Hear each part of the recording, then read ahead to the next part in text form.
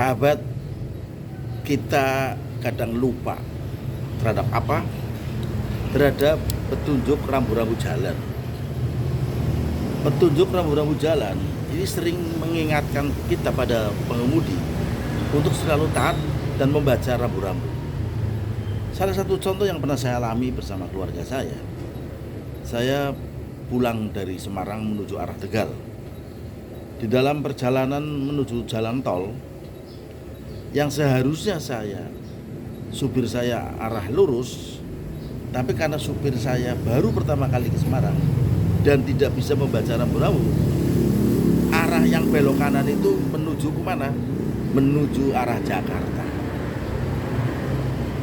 bukan belok kiri. Nah, saya ulangi, jika para driver atau pengguna jalan tidak membaca rambu-rambu, maka akan terjadi kesesatan dalam perjalanan. Mungkin bisa sampai tidak ke tujuan atau muter bolak-balik lagi. Contoh, saya dari Semarang nih.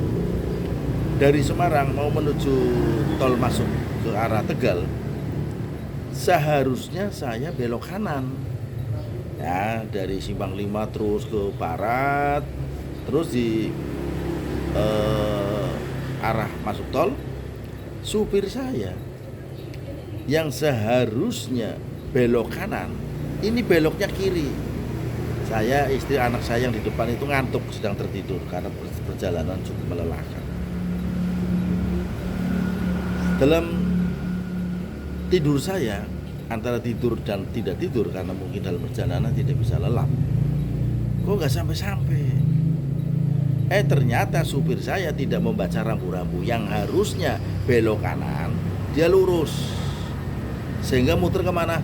Ke Ungaran, ke Semarang lagi, balik lagi. Saya tanya sama supir saya, Mas, sampean baru pertama kali kesini ya? Iya Pak, saya nggak paham jalan. Loh, mestinya itu dibaca tuh rambu-rambu itu. Muter lagi, balik lagi. Dalam kisah yang saya alami ini, ternyata membaca rambu-rambu atau petunjuk arah itu sangatlah penting. Mengapa? Karena apabila kita tidak bisa membaca rambu-rambu itu, jelas adalah kesesatan dalam perjalanan. Yang harusnya sudah sampai tapi muter lagi. Begitu pemirsa dan sahabat serta bolo. Ya, saya tidak menceritakan orang lain, tapi saya sendiri mengalami kesesatan dalam tidak bisa membaca rambu-rambu atau petunjuk arah jalan. Sehingga kami berpesan, mari kita mencoba mentaati aturan dengan membaca rambu-rambu.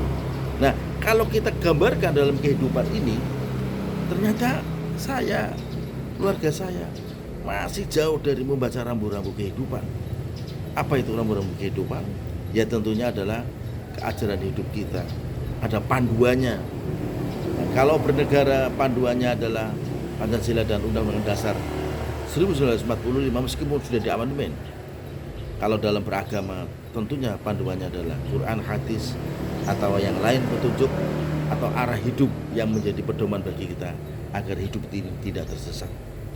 Contoh yang saya alami adalah karena supir tidak bisa membaca rambu-rambu sehingga tersesat, muter lagi ke Semarang lagi, yang harusnya ke arah Tegal. Itu pemirsa dan sahabat bolo, jangan lupa tetap bahagia dan gembira. Salam sweet, salam sugi, sehat selalu untuk kita semua.